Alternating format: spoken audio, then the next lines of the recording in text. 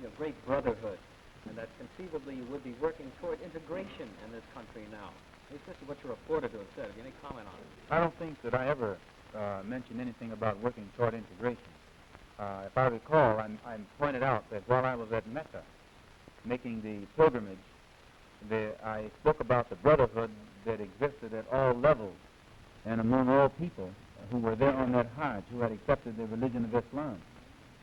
And I pointed out that for what it had done, what the religion of Islam had done for those people over there, despite their complexion differences, that it would probably do America well to study the religion of Islam, and perhaps it could drive some of the racism from this society as it has driven racism from the Muslim society.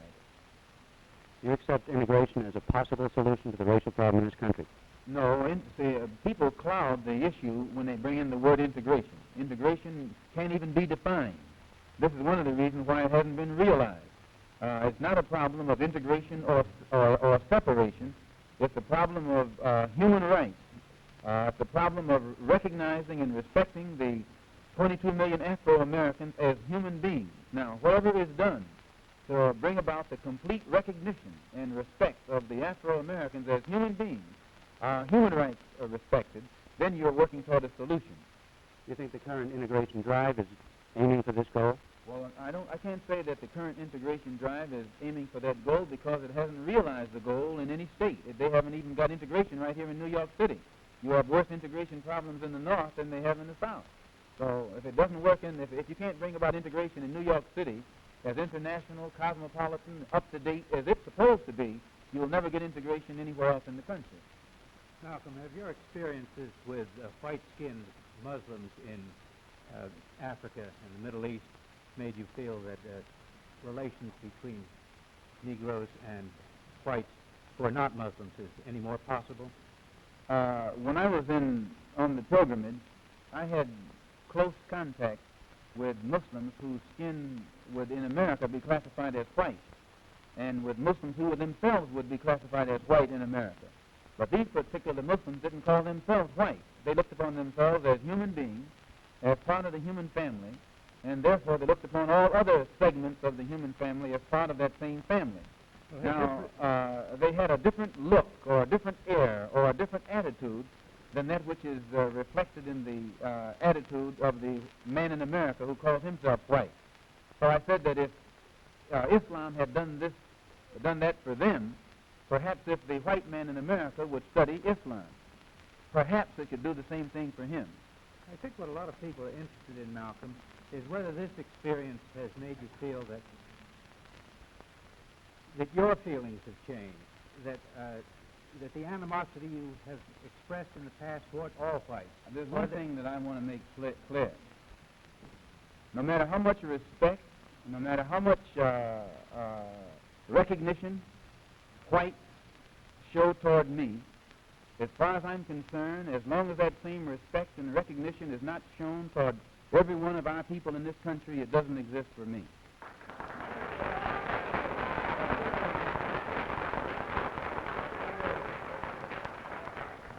Malcolm, are you prepared to go into the United Nations at this point and ask that charges be brought against the United States for its treatment of American Negroes? Oh, yes. Please. The audience will have to be quiet.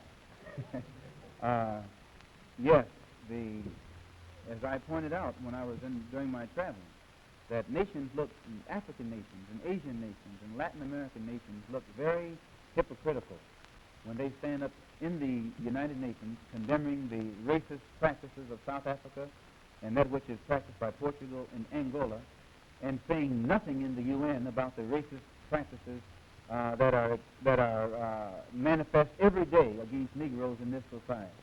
Even in South Africa, those Africans aren't faced with bayonets and aren't faced with police dogs. And when I was in Beirut, I saw a picture on the front page of a Negro being beaten in Tennessee, on the front page of the paper in Beirut.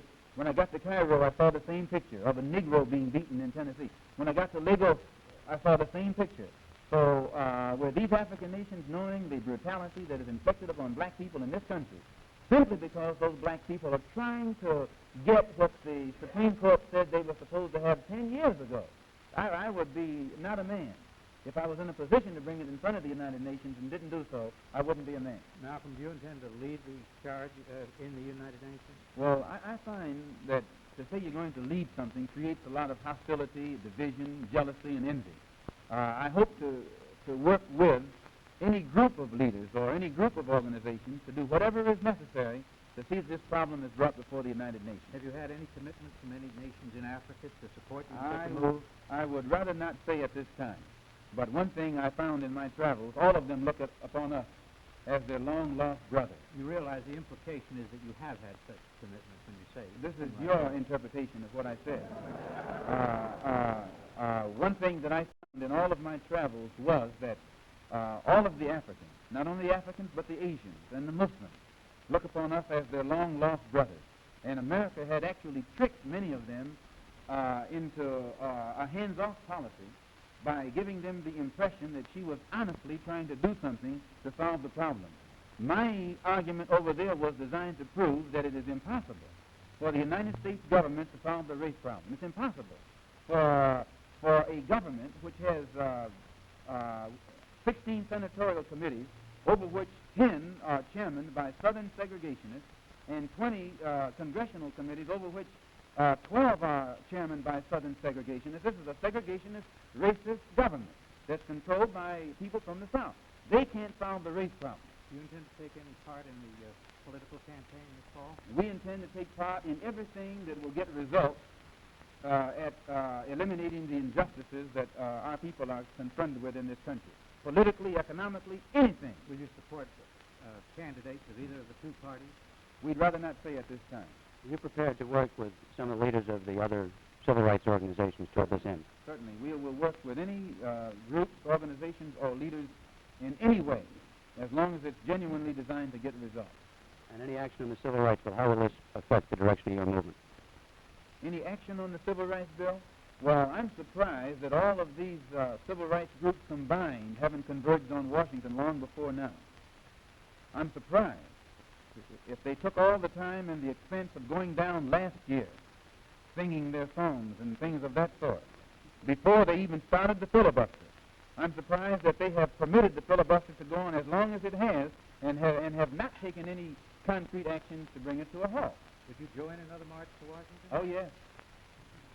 You didn't last year, did you? I didn't last year because I was a part of the Black Muslim movement, which has as its policy a hands-off attitude in becoming involved in any phase of the struggle of the so-called Negro in this country. Well, what